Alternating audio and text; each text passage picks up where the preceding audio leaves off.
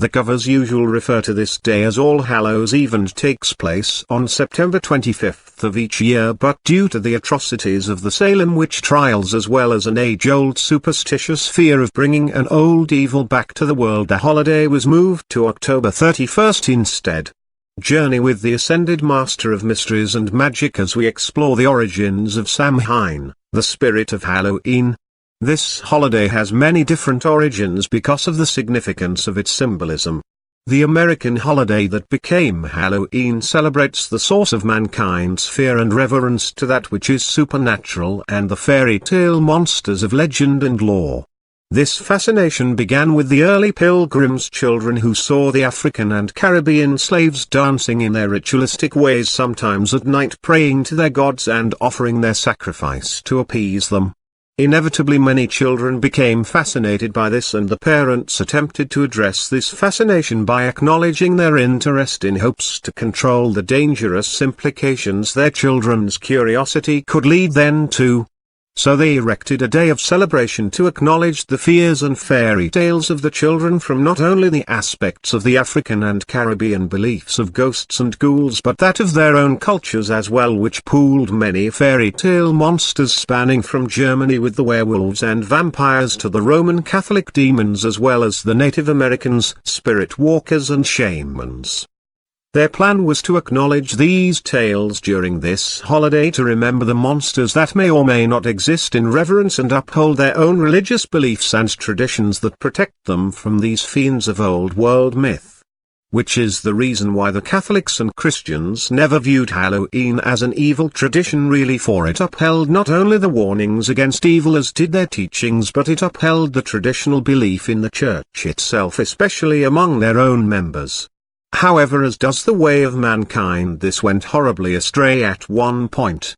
During the year 1685 AD there was a man by the name of James Matheson.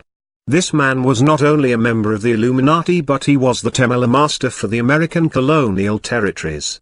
He spearheaded many of the witch-burning trials that they used in a search for stolen religious artifacts that were lost in a war with the Freemasons in Europe and smuggled to the colonies. Specifically, they were 13 pages torn from the Codex Gigas that described specific ways that mortal men could adapt the power of magic for their own use. This information was devastating in the hands of their enemy. Many settlers aided the Freemasons by hiding the pages all across the colonies, considering that the Illuminati was the source of European corruption that they sought to escape to America from on the first place. Matheson hunted down those who aided them, fueling the fears of the public as them being in league with the devil, and had them burned at the stake. Ironically, in the end, on September 25, 1685, James Matheson, along with 6 other conspirators, were betrayed by the very townsfolk who knew the truth of who they were and thought they protected them. However, the group of private high-ranked members began to plan to overtake the colonies to create a system of power and promote a one world order that would cement their order's belief as a world power and a country. This idea was later utilized by George Washington when he proposed the same system of operation that became the United States government. On 1685, however, America was still loyal to the British regime. The implications of the idea were too much. Britain feared at the time because of how far away America was, and that if such an idea came to light they may lose the colonies to rebel uprisings. So the British turned their head and allowed a sanctioned religious conspiracy to squelch the issue. The townsfolk turned them over to the magistrates for being in league with the devil, but feelings of resentment for his role in the witch trials took it further, and James Matheson was accused even of being the devil himself. Ironically, however, they were devil worshippers in secrecy, as was most of the Illuminati, as being holders of the Devil's Bible along with many other artifacts such as the Book of the Red Dragon. But Matheson never considered himself as the devil until the night before his execution. They say that the devil appeared before him and revealed a truth to him. That he was not the devil yet, but he would be one day in the next life. So it was that James Matheson was burned at the stake on September 25, 1685. His last words as he burned alive was, "I will return."